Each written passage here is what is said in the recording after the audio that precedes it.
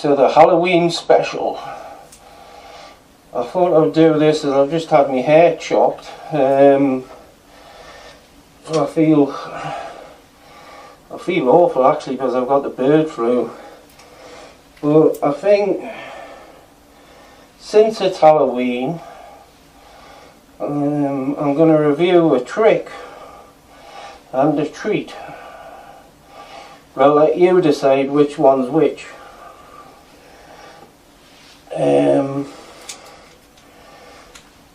I'm going to review them on the CDZ for convenience, and the fact that I don't own one of the games on the AES system. If I get time, I want to run through the best reason to have a PS Vita also at the end of the show. I think now's a good time to apologise to a lot of my subscribers for being quite inactive in the past few months. What can I say? I'm back. Let's get down to the reviews and enjoy the treat and the trick.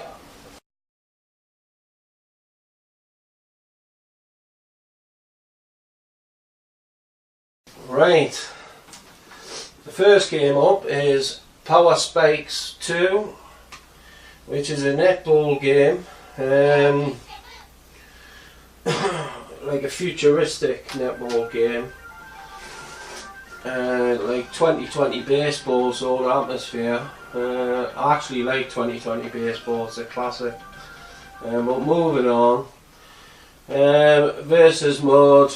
Obviously 2 player, 1 player mode, 1 player. I'll put it on normal because I'm an idiot, and I feel the game is impossible in any way. Right, so B, A to serve, A to uppercut, A forward down for that. I mean the controls are easy, aren't they? I mean, can you back heel it with your foot, or here comes another move and it's A to smash. Right, we'll see how I get on here. I'll go into the Hyper League. I'll be the Power Strikers, because they seem to know what they're doing.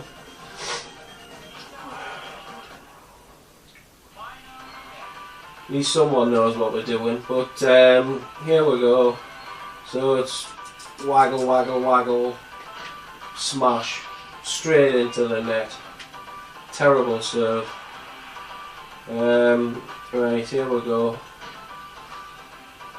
I'll just push this up in the air and I'll smash it, yeah. Oh, what's happening here? Got it across. Right, up in the air. Oh, my man's running away. Oh, I nearly got it. Tell a lie, it went a million miles an hour and I had no chance. But here comes another one. Oh! I mean, I'm generally, I would say I'm average at retro games. Basically, because my reflexes aren't as good as they used to be. Oh! See that? I haven't got a clue how I did it, but right, go on, son. Yeah, this is actually a good rally. If you're wondering, I'm the ones in the blue. Yeah, it tells you. Oh, I think I'll just have one game of this. Just to save time on the video, really. It's got nothing to do with the fact that it's virtually unplayable. If it is playable, then please send a postcard in. Yeah, here we go. Right. I mean, you know. Oh, how did I get that? Every collector wants this in the library. I mean, it's up there with Raiden Hero and Legend of Success Joe. I mean, you just have to do it, you know. Oops. Oh, that was a bit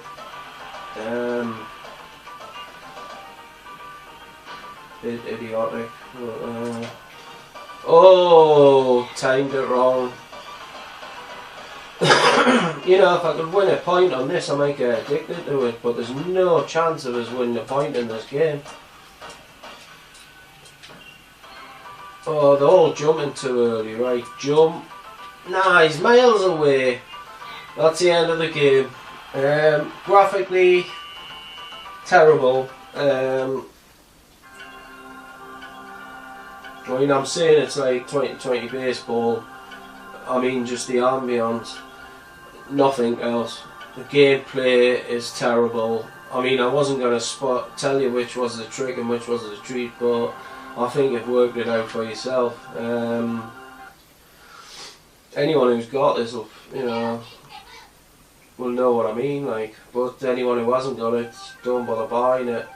I mean, that's like 2020 baseball there, so there's some positives. Unfortunately, I find it unplayable.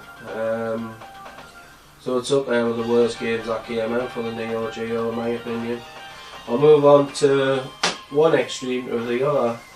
Probably the best. Well, no, I'm not going to say that. I'll let you decide. The next game I'm going to show is Ironclad, which is the jewel in me CD collection crown, and it's a fantastic shoot 'em up, absolutely fantastic. I'll just stick it on now.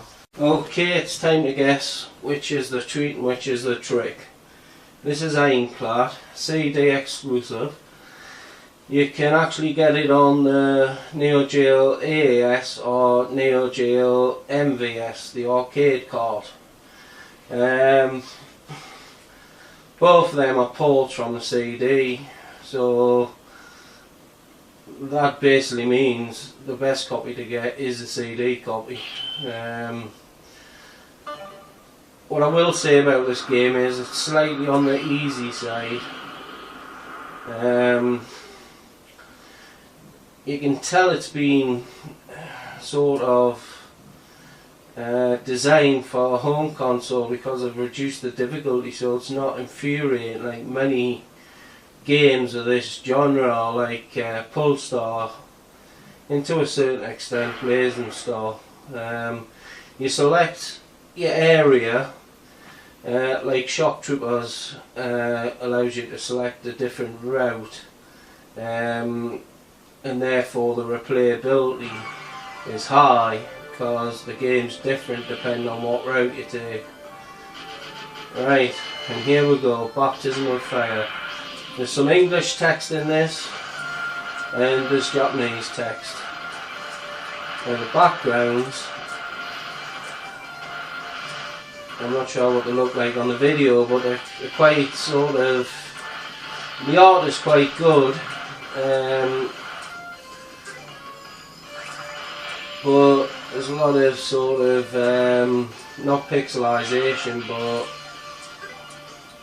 it's sort of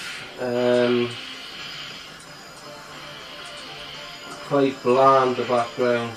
There's nothing outstanding about the graphics.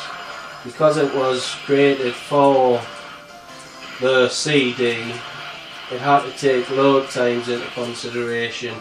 If you compare the load times between this and ProStar, I mean there's no comparison. This takes about a fourth of the load time of ProStar, and you can tell in the graphics. Graphically, it's not up there with ProStar, but fun-wise, it is. that gives you a clue which one of the games is a trick and which one of the games is a treat.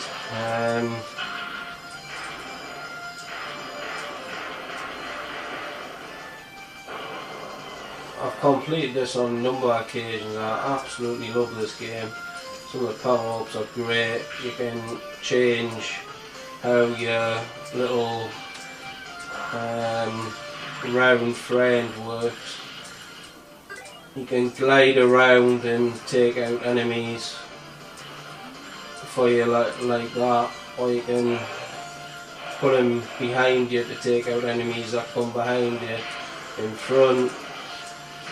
You can use them strategically. There's elements of this that aren't in any of the other shooters on the Neo Geo. It's just an extremely playable and polished game. The backgrounds are a bit drab, but other than that, the load times are fantastic, nice and fast compared to other games, and it's a real joy to play. Playability's absolutely fantastic, and you've got all the different routes you can take for different playthroughs, so it's got a lot of lifespan as well. So Ironclad gets a huge thumbs up from me. If you want the cheap version, if you've got some sort of converter, then you know, get the MVS. Still not bad. It's not as good as the CD version, but at least there's no load times and the playability's still there. If you're a CD owner, then this has to be in your collection. It's the creme de la creme of Neo Geo CD games. Cross Swords 2 is the only other exclusive I can think of on the Neo Geo CD. But yeah, let's move on to a different scenery now. I think I've covered enough in this game for you to sort of get an idea of how good it is. And at the end of the day, you might be a huge fan of Power Spikes too. Personally, it's a no-brainer. Ironclad is the real treat. Let's move on to the PS Vita. Well folks, I hope you enjoyed that battle of the giants, Power Spikes 2 and Ironclad. I think you might have worked out which one was the treat and which one was the trick. I'm going to look at the only reason I've got my PS Vita, and if you're sitting there with a dusty PS Vita, maybe you'll nip onto the store and buy yourself a game that I've played quite a few hours in. If I didn't find it, then I wouldn't have the Vita. So enjoy the next part of the video. Happy Halloween, and I'll see you soon. I promise.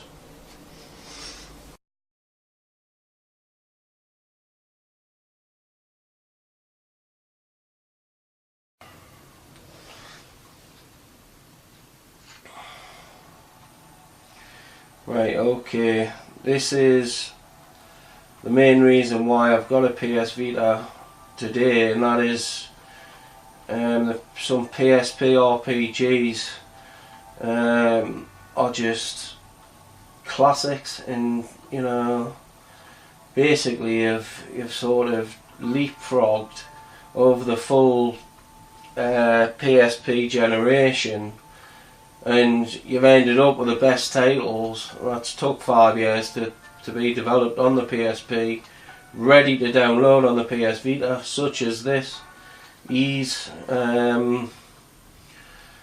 one of the Ys series, Falgera. It's absolutely stunning. How long have you known? I knew from the very beginning. actually I shouldn't be showing you this part because I might be spoiling some of the story for you. I'm quite far into it. So what I'm going to do is on the old Vita is shut it and hopefully it's saved somewhere. I've got Final Fantasy VII, which this is fantastic to play on the Vita because there's a lot of graininess when you play it on a PS3, for example, and it's very off-putting. But when it's, you know, it has got vertical borders on each side. I'll just show you. But I think it's still the best format to play Final Fantasy on. Let's have a look. As you can see, there's borders here and here. But forget that. I'm talking about the oath in Falgara. Terrible at remembering the name of it. Start that. I think this is about $10 or $15 or something like that, and it'll last you for absolutely ages. I'm just touching the surface and I've ploughed like 20 hours into it.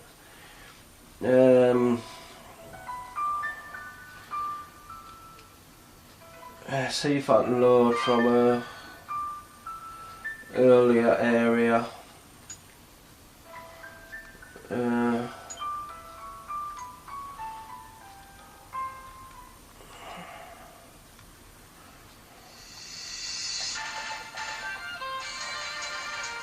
Yeah, I mean, if you look at how fast my character runs, that's actually you pick up an ability, because he's usually half that speed, but you pick up abilities that make him twice as fast. You pick up an ability or a pair of boots that stops you sliding in the snow. It's just got loads of little ideas in it. You've got these bracelets. That one gives you the ability to fly better or to kill multiple enemies. This one, see if I can find any more enemies. This one gives you an unstoppable dash like that. Oh, didn't work. Oh, it's not working on the walls. Yeah, normally that opens up cracked walls, that ability. Then you've got this one, which is the one you start with, which is like fire.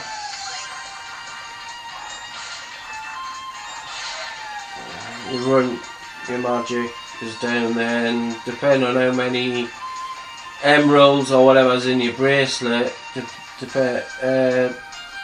increases the speed of how your magic regenerates. It's full voice acted, which is cheesy. The storyline, I can't comment on it properly because I haven't completed it, but it's okay so far. General Japanese cheesiness, I believe, and but no, it has got a story that makes you think. You know, I just love this game. If it wasn't for this, I was on the verge of getting rid of the Vita. If it wasn't for that game, I wouldn't have had this, because I can't think of one Vita game that's worth having an exclusive. Uncharted's rubbish. Well, not rubbish. It's okay, but that's like that's supposed to be like the main game for it. But in my opinion, it's not that good. So at this point in time,